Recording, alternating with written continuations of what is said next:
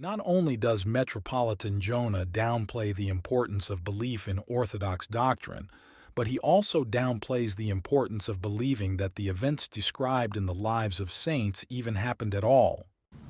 And people are going to crucify me for this. Then you have things like the lives of the saints.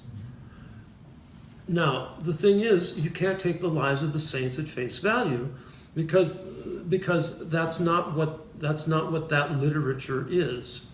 People want to think that it's historiography, that it's all verifiable fact, that all these things happened, that Saint so-and-so refused milk from his mother's breast on Wednesdays and Fridays when he was an infant, and and on and on and on and on.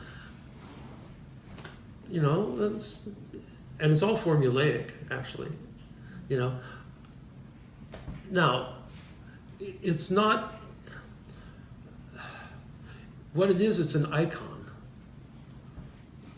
Just as real icons are not photorealistic portraits.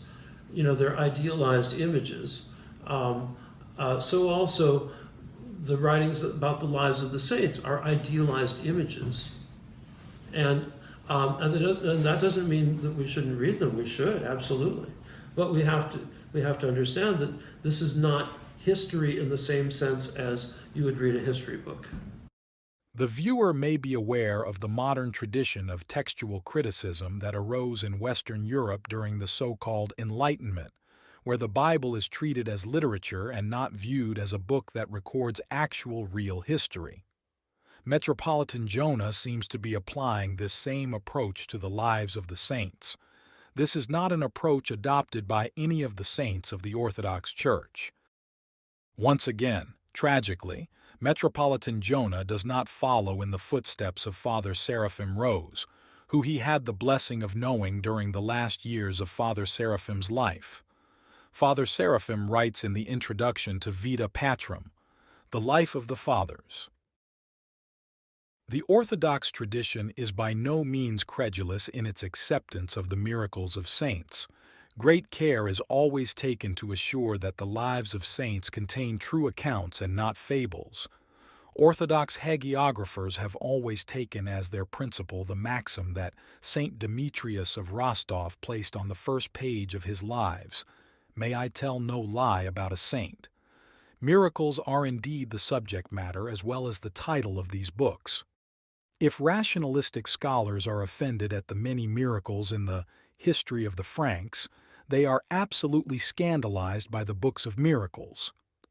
These books are also invaluable as original sources of Christianity in practice.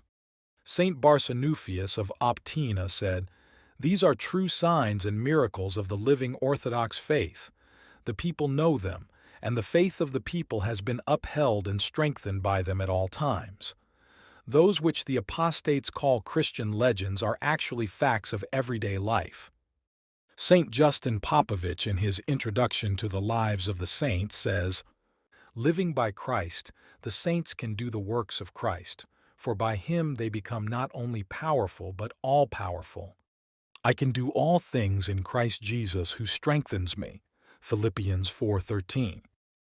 And in them is clearly realized the truth of the all-true One, that those who believe in him will do his works, and will do greater things than these. "Verily, verily I say unto you, he that believeth in me, the works that I do he shall do also, and greater works than these shall he do." John 14:12. And truly, the shadow of the Apostle Peter healed. By a word, St. Mark, the ascetic moved and stopped a mountain. When God became man, then divine life became human life. Divine power became human power. Divine truth became human truth. And divine righteousness became human righteousness. Everything which is God's became man's. And what are the lives of the saints? They are nothing else but a certain kind of continuation of the Acts of the Apostles. In them is found the same gospel, the same life, the same truth, the same righteousness, the same love, the same faith, the same eternity, the same power from on high, the same God and Lord.